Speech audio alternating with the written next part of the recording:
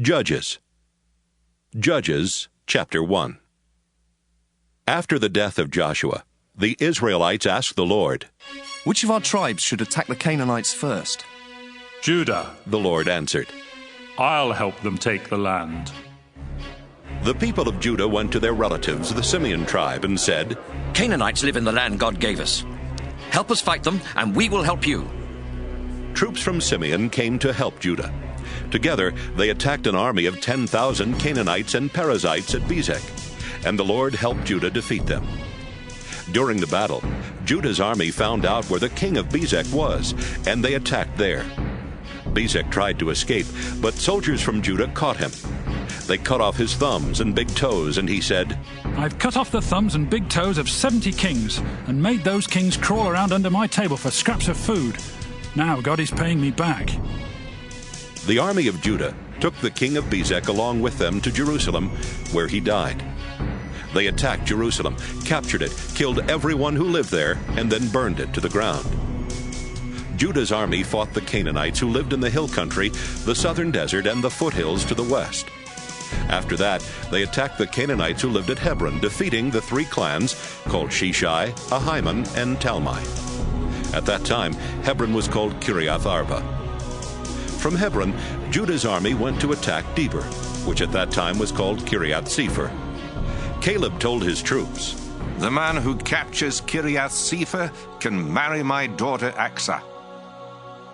Caleb's nephew Othniel captured Kiriath Sepher, so Caleb let him marry Aksah. Othniel was the son of Caleb's younger brother Kenaz. Right after the wedding, Aksah started telling Othniel that he ought to ask her father for a field. She went to see her father, and while she was getting down from her donkey, Caleb asked, "What's bothering you?" She answered, "I need your help. The land you gave me is in the southern desert, so please give me some spring-fed ponds for a water supply." Caleb gave her a couple of small ponds, named Higher Pond and Lower Pond.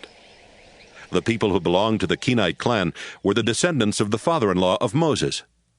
They left Jericho with the people of Judah and settled near Arad in the southern desert of Judah, not far from the Amalekites.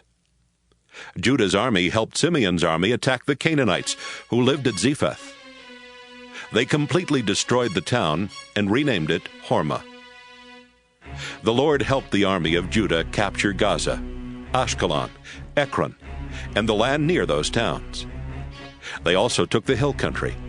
But the people who lived in the valleys had iron chariots, so Judah was not able to make them leave or to take their land. The tribe of Judah gave the town of Hebron to Caleb, as Moses had told them to do. Caleb defeated the three Anakim clans and took over the town. The Jebusites were living in Jerusalem, and the Benjamin tribe did not defeat them or capture the town. That's why Jebusites still live in Jerusalem along with the people of Benjamin. The Ephraim and Manasseh tribes were getting ready to attack Bethel, which at that time was called Luz. And the Lord helped them when they sent spies to find out as much as they could about Bethel.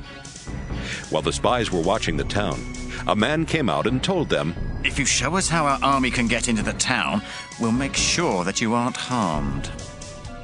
The man showed them, and the two Israelite tribes attacked Bethel, killing everyone except the man and his family. The two tribes made the man and his family leave. So they went to the land of the Hittites, where he built a town. He named the town Luz, and that is still its name. Canaanites lived in the towns of Bethshean, Taanach, Dor, Ibleam, Megiddo, and all the villages nearby. The Canaanites were determined to stay, and the Manasseh tribe never did get rid of them. But later on, when the Israelites grew more powerful, they made slaves of the Canaanites. The Ephraim tribe did not get rid of the Canaanites who lived in Gezer, so the Canaanites lived there with the Israelites all around them. The Zebulun tribe did not get rid of the Canaanites who lived in Kitron and Nahalal, and the Canaanites stayed there with Israelites around them. But the people of Zebulun did force the Canaanites into slave labor. The Asher tribe did not get rid of the Canaanites who lived in Akko, Sidon, Alab, Akzib, Helba, Aphek, and Rehob, and the Asher tribe lived with Canaanites all around them. The Naphtali tribe did not get rid of the Canaanites who lived in Beth-Shemesh and Beth-Anath, but they did force the Canaanites into slave labor. The Naphtali tribe lived with Canaanites around them. The Amorites were strong enough to keep the tribe of Dan from settling in the valleys, so Dan had to stay in the hill country. The Amorites on Mount Heres and in Ajalon and Shaalbim were also determined to stay. Later on, as Ephraim and Manasseh grew more powerful, they forced those Amorites into slave labor. The old Amorite-Edomite border used to go from Selah through Scorpion Pass into the hill country.